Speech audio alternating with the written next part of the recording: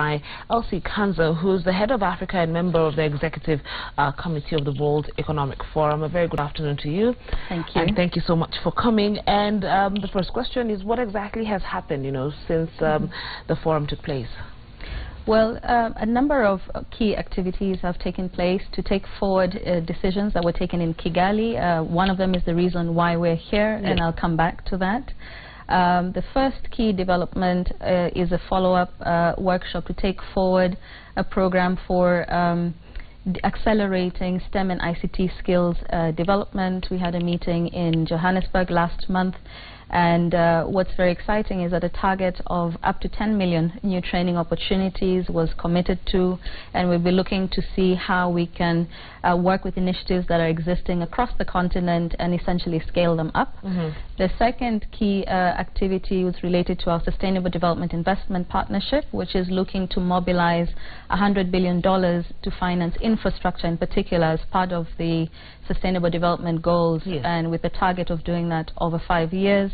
Again, we had the first conversation about setting up a regional hub in Africa. That was also in South Africa, with a commitment that 25 billion of this funding, which is global, essentially just unlocking funds that are unable to be invested at the moment, should come to Africa. And we're very excited about that. And the next meeting, I believe, will be taking place right here in Nairobi. So East Africa is not being left out, and neither is West Africa.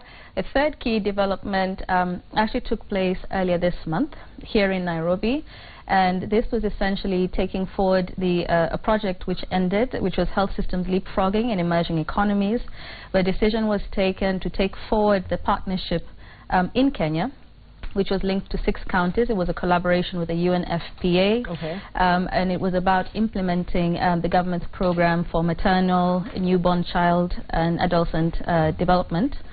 And their partnership has been formed, and a secretariat was actually committed to that will be further advancing the work that we've done over the past year. And then yesterday, we were essentially taking forward a decision to launch an Internet for All initiative. The target, first of all, more importantly, the Northern Corridor is serving as the first phase of a project that is actually global. How do we connect the unconnected, as currently estimated at 4 billion?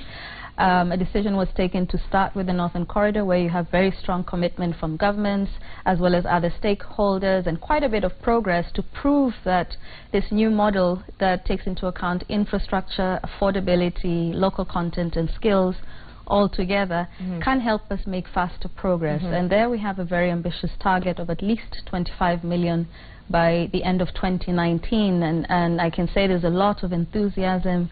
We had the 3 ministers responsible for ICT from Kenya, Uganda and Rwanda present, and over 70 stakeholders, not just from government but business, civil society, including the youth themselves. Okay, so a lot has happened, a lot of talks are happening, but let's go back to what the theme was about. And a lot of the focus of the World Economic Forum in Africa has been on one area in particular. You've talked about it, and that's the internet.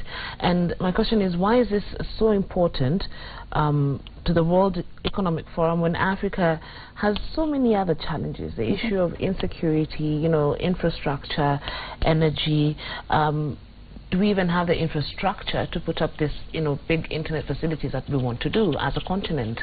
That's an excellent question, and the whole conversation around the 4th Industrial Revolution is one that was actually kicked off at our annual meeting in Davos earlier this year. And a major concern was, particularly as a global organization and looking at what is happening around the world, we realized there are a lot of disruptions that technology is bringing about globally that are transforming not just how business is done, but also our economies and societies, whether we like it or not. You have the example of Uber. Right? It's operating in Kenya. It did not originate from here, and you've seen the disruption that it has caused.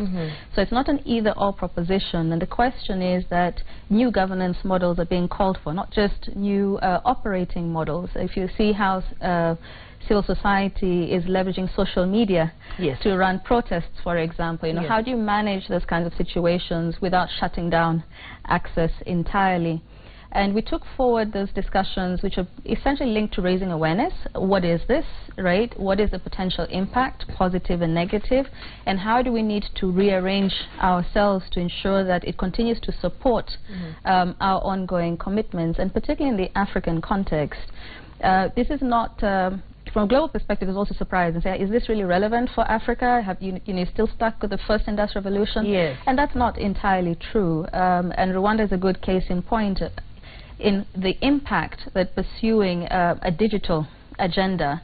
So it's not just internet, but the full spectrum of new technologies. So what happens with 3D manufacturing, and how does that change your old industries? It has great impact for SMEs, because now you no longer need a huge factory with lots of workers. You as an individual can be a manufacturer. So it's highly empowering. With e-commerce, you can go online and post your products and be able to sell them.